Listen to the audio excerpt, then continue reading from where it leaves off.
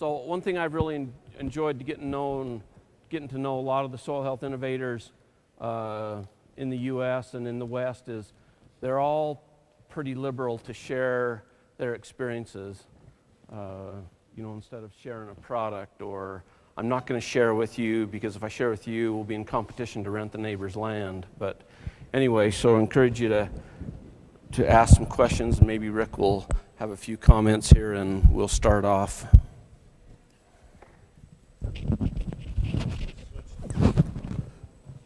I think this will work.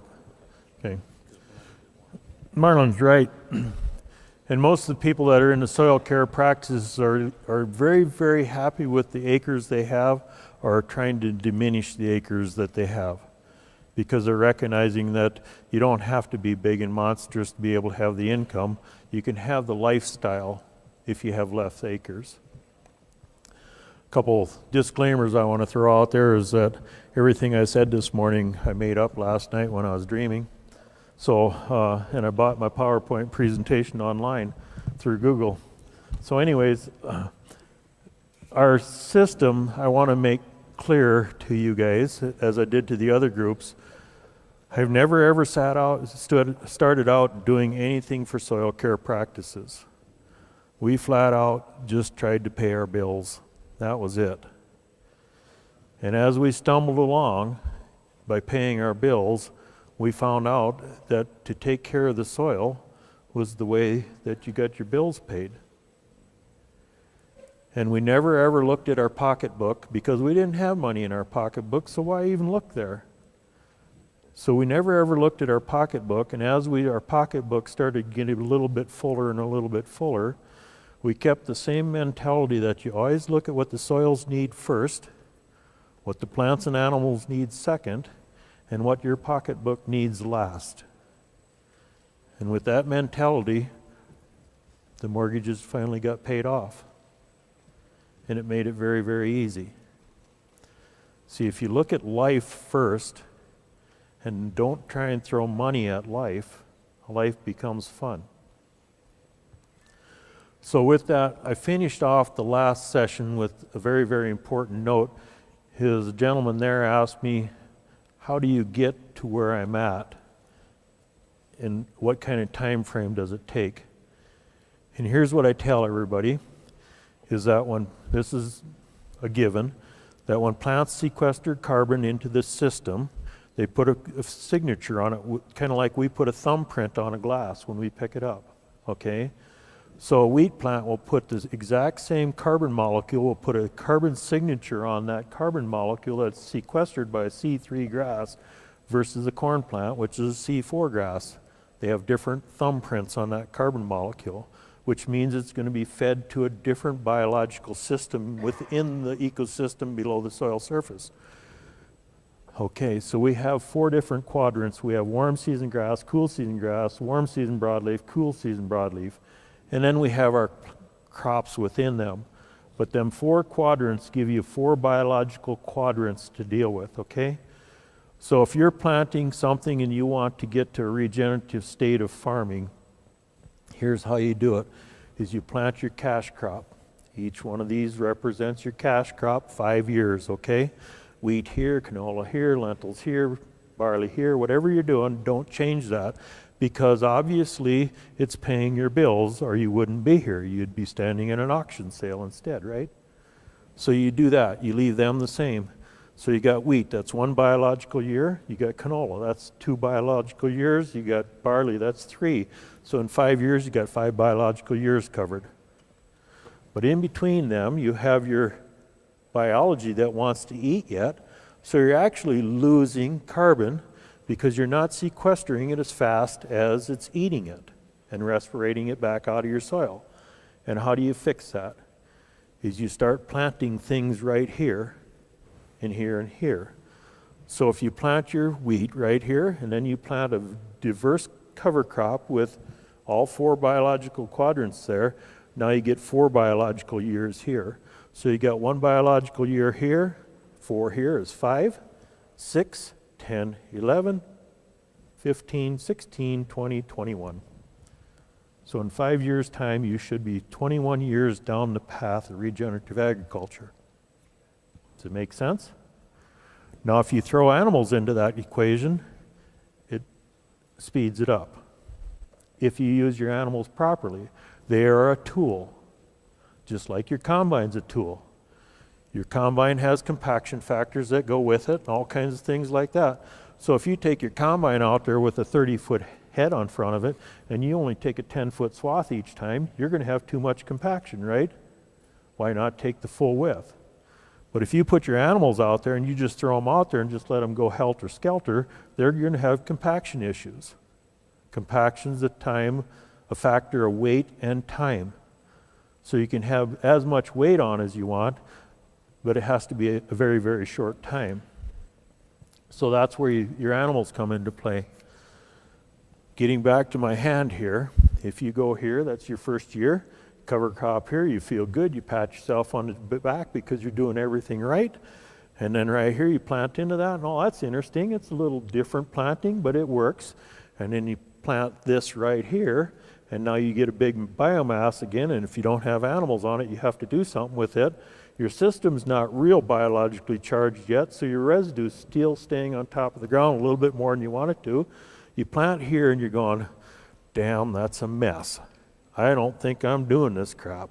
So you don't plant this one right here, okay? And what happens is about right here is where your biology's gone, this is fun, and they're reproducing to beat heck, so you don't plant and sequester carbon to feed your biology.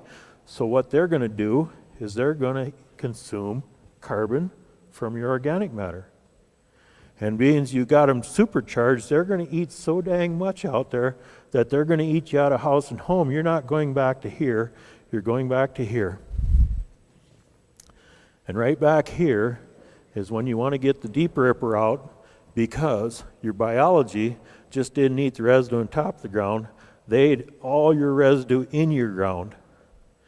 And now all that's left is your soil particles or dirt is all that's left. So now you are rock hard, and you will not be able to get your openers in the ground. I have to till the ground again.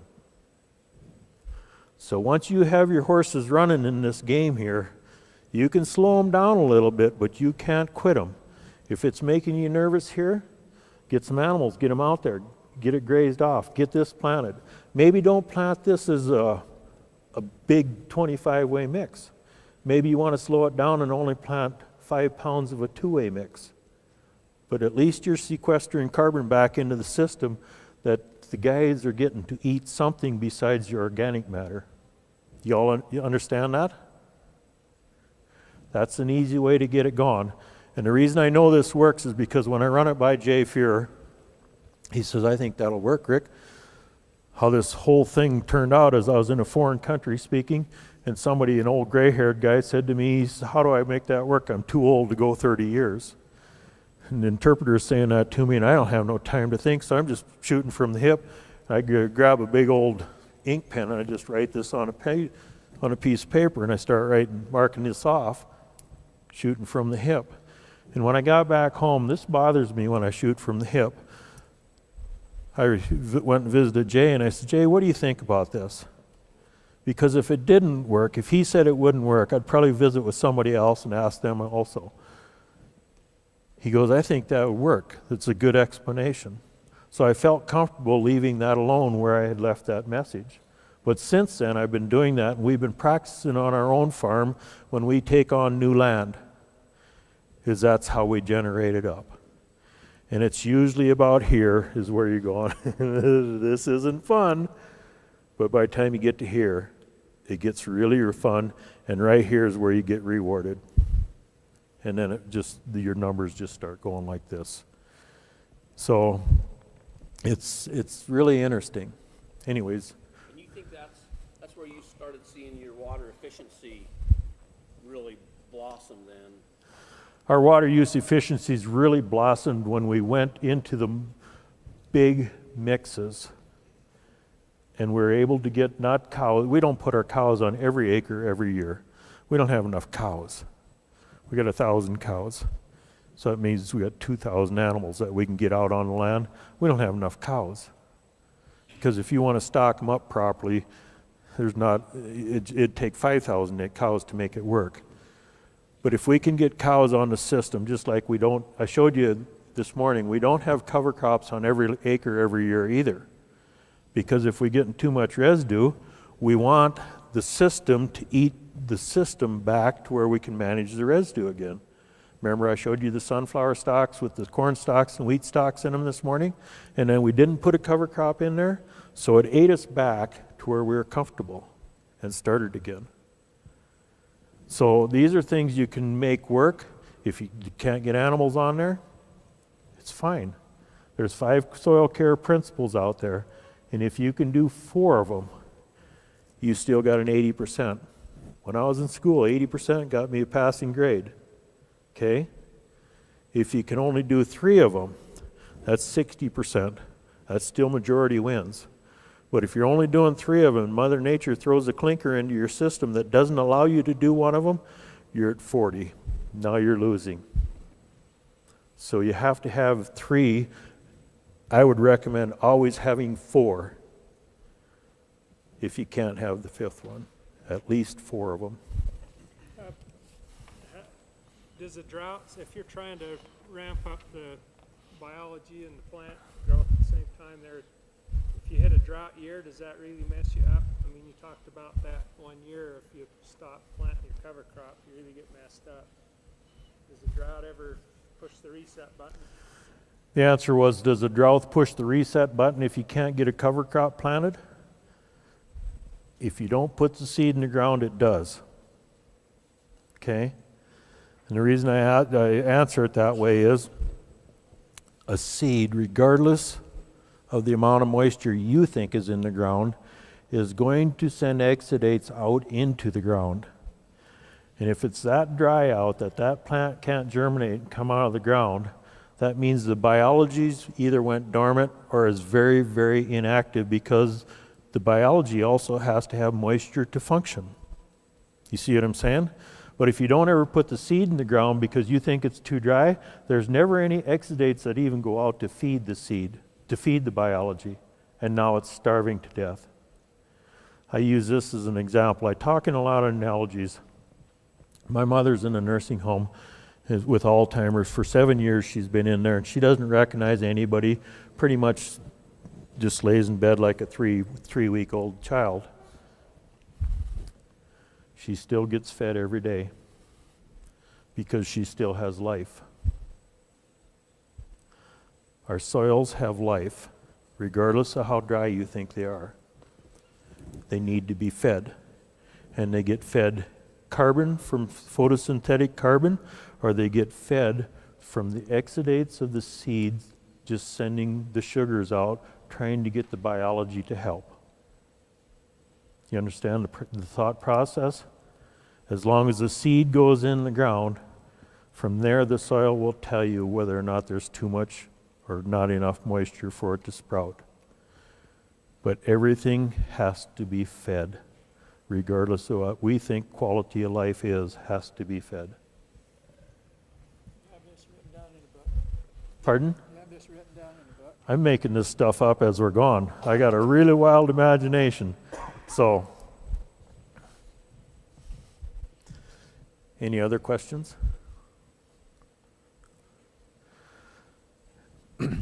Here's Tell us your aha moment with Dr. Clapperton. my aha moment. In 1997, I was asked to speak at this STEEPS conference in Spokane, Washington. Dr. Jill Clapperton was on stage, and she's standing up there in her very elegant dress, and behind her, just like here, is her slide. And it's a slide of the biology that's been magnified 1,000 or 10,000 times. It was there's a kaleidoscope of colors up there. And she goes, we're standing on the roof of life. And it's just kind of like, oh my God. That was my aha moment right there. To where I sat and I visited her for hours and hours. We got to be very dear friends over the last 20 years, stood on a lot of podiums together. But at that point in time, I recognized there was 3 components to soils. We can measure the chemical side of things. You just throw something against the wall and they'll tell you that's magnesium or that's calcium or that's that, and that's how to ratio to that because the Mulder's chart says it's not right, all that good stuff. We can measure that. The physical side, you can just take your fingers and find out what that is. But the biological side, we can't quantify life. And when we can't quantify life until death happens, nobody wants to study it. Because it's not fun. Because I can't beat myself on the chest saying, hey, I found this out. Because with life, as soon as you identify that guy, he runs off and somebody else takes his space and you can't show him what you found. So nobody wants to study it. But she's opened my eyes as to there's more to it than just dumping fertilizer on there. When I was getting started and actually could afford something, I decided I better start fertilizing because everybody's fertilizing. So I went to my local co-op and asked them how I should be doing this. They said, just take your 5-year average and add 10% to it and fertilize for that. Okay, so we were growing 25 bushel wheat, so I'm going to fertilize for 30. And I got 30 bushel wheat. Next year I fertilized for 35 and I got 35. Next year I fertilized for 40 and I got 40. Next year it was 45 and I got 45. When it come time to fertilize for 50, I thought, this is a bunch of crap. I'm going to fertilize for 100 bushel wheat. See what I get. So I fertilized for 100 bushel wheat. I got 92 bushel wheat, 16% dark northern spring. Very, very valuable. I was never so mad in my life. You know why? Because I wasted 5 years of my time listening to somebody else tell me what to do and it was wrong. At that point in time, and I'm not listening to anybody, I'm forging my own trail and I'm going to study my own lessons. And that's what got me to where I'm at here today. So, soil care runs very, very deep in our family. About 20 years ago, in 1997, actually, when I was going to the Steeps conference, I was supposed to fly out on Monday to do a Tuesday, Wednesday conference and be back on Thursday. My grandfather died on Sunday night, so I asked my mother what I should do. When are you going to get back, Rick? I said, I'll be back late Thursday night. She says, we'll have the funeral on Friday then. We know what soil care means to you, da-da-da-da. So that's what I did. 4 years ago, my father died on Sunday night, and I was slated to fly to Washington, D.C. to talk to a bunch of three-piece suits about soil care and trying to get it into the Farm Bill. And 4 of my sisters were there when my dad died, and I asked them what I should do. And their answer to me was that Mom answered that for you 20 years ago. You go do your thing, and when you get back, we'll have Dad's funeral. When I got to Washington, D.C., the speech I give to the three-piece suits was the exact same speech that my grandfather gave in 1958 when he went to Washington, D.C. to lobby to have offices in all the counties for the SCS offices. And his speech ended with the sentence of, when I give the mortgages to my sons, they should never ask me where my soils are at. So you see, I didn't do this, what's happened on our farm. It's a whole conglomeration of events that have happened. And the conglomeration of events that have happened are, we just stepped back and looked at what the soils wanted to have happen. Rather than try to impose on them, we've tried to work with them. Not me, our family. And it runs very deep. I own the lands that my son does now, owns the lands that my grandfather on my father's side had, and we also own the lands that my grandfather on my mother's side had. Mom was a Catholic and Dad was a Protestant. They were forbid to date. 8 kids later, this is what happens. So it's very interesting. My grandfather on my father's side was very passionate about soil care. My grandfather on my mother's side was a user. If it grew, he baled it up or hauled it home or fed it to something. Out of sight, out of mind type operator. His soils, according to the SCS maps, are much more productive than my grandfather Bieber's side. But my grandfather Bieber's land will outproduce my grandfather Schweitzer's land every year because of one generation of a using versus caring. So,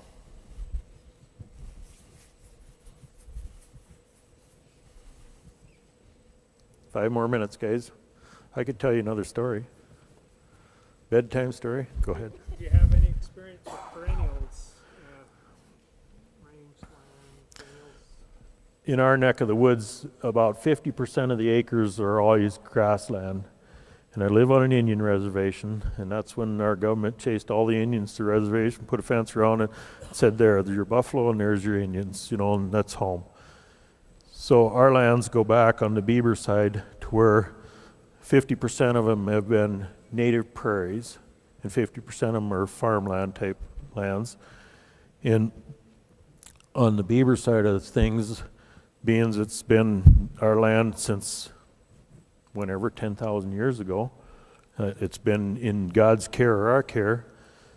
I can go any place on that original pieces of land and tell you in 1928 it was oats, and 32 it was barley, and 54 it was alfalfa or whatever. We have the records for our land that far back. So we always go to the native prairies and try to look at what's happening there. And especially since we've been getting into these multi-species cover crops, so why is this happening here? And then we can go to our native prairies and look at, well, look at here. We have and when you come to my farm, that's where we'll start our tours in the native prairies. And we go out in these native prairies and we have a perfectly imperfect system. Because over here we have a cluster of a tall grass right here, prairie. And over here, maybe 100 yards away, we have a very short grass system, ecosystem. And what it is the biologies within the systems keep these grasses from invading their own systems. In some years, all the orange flowers bloom, and other years, all the white flowers bloom. But never, ever have we had a year where the orange ones and blue ones and pink ones and green ones, all of them bloom together because of the biological systems that are there. My son, this last year, he's chose not to plant cover crop on a fair number of acres because he's doing the math, because I've got him broke, because I want a retirement check, is he can save about 20 grand or thereabouts by not planting the cover crop. And I've told him that I think it's going to hurt him in the long run. And he said, no, Dad, here's my plan. And I don't have a problem with anything he says if he says that first, because he has a plan. That's the thing, if you have a plan. Here's my plan, Dad. He said, I'm going to plant it to a perennial next year for the year 2020. It's going to be planted to a perennial. And he thinks he can make up the loss he's going to lose this year by not having the cover crop there. You understand what I'm saying? The perennial will outgain what he's going to lose. And then he can take his $20,000 that he'd have spent on cover crop seed, and he can actually put that into the perennial seed to have a bigger, better, more robust perennial out there. So he has a plan. That was my biggest fear, is he's not going to have a plan. So he's thinking. So we're still just getting into planting our farm ground to perennials.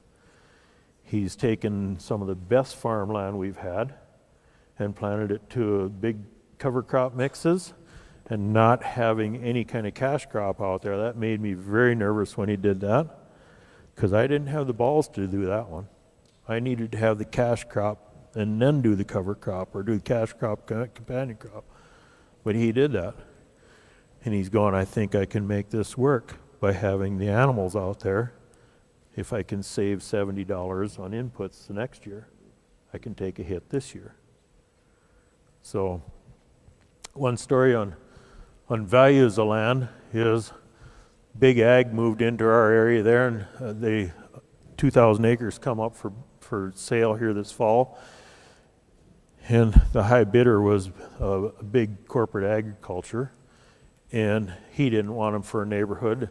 and the family that was selling the land would rather have it go to the neighbors rather than corporate America. So they would come back and they told these neighbors that they could have this land if they bid just $10,000 over corporate America. They'll reject corporate America's bid and just sell it to them. But the neighbors got together and they said they couldn't afford to pay that kind of price for it because it won't cash flow.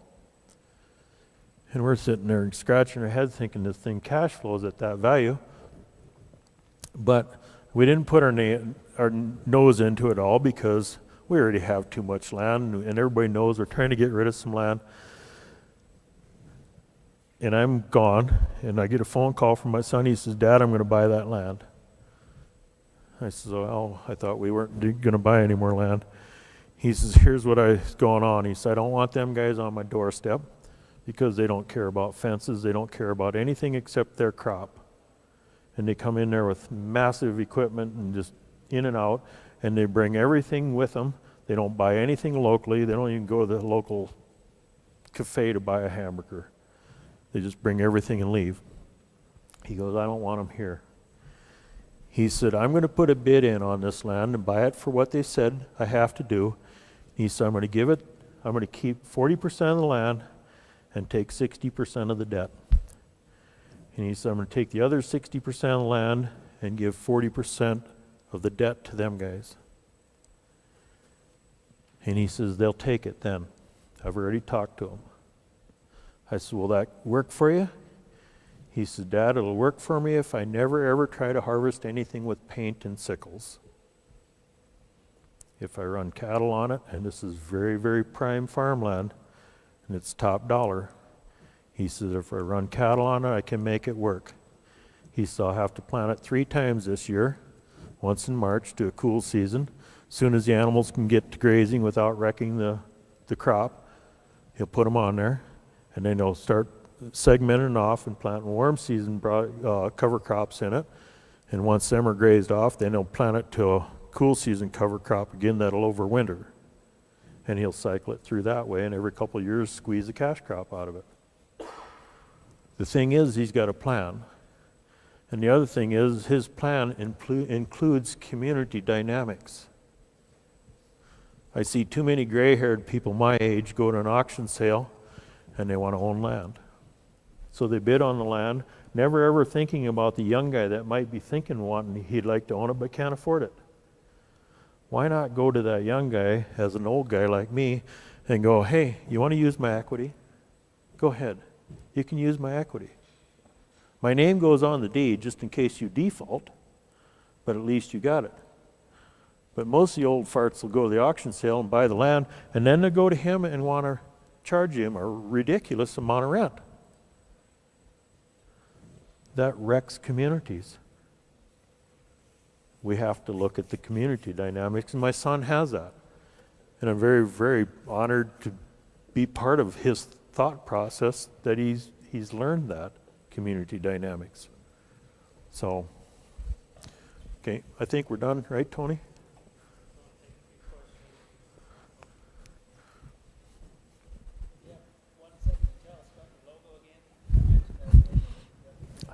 Oh, my granddaughter colored that. It's just a mistake. The logo on my shirt. What we're trying to do is we're trying to identify, have the soil biology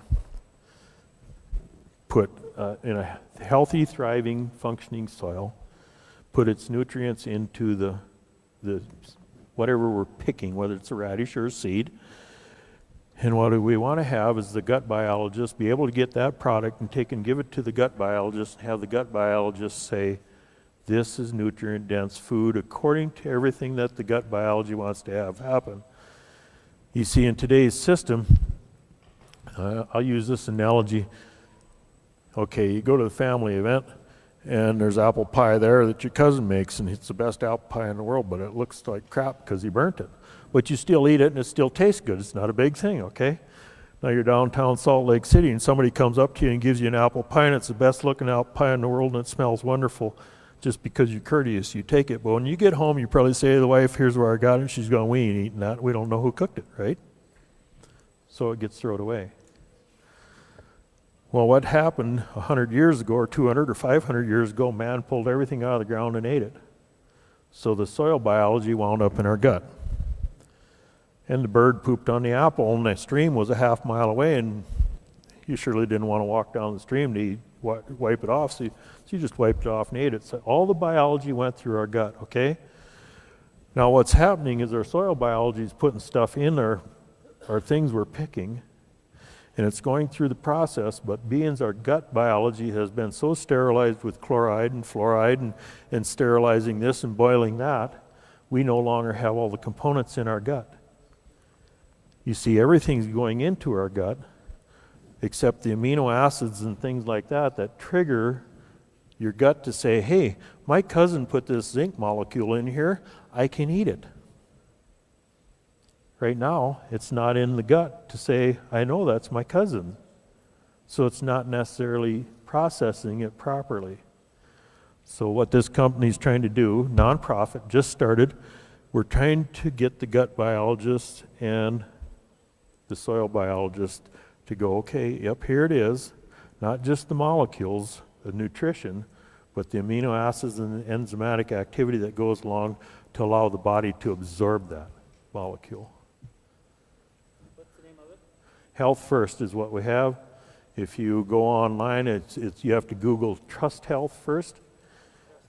And how we come up with it is Health First.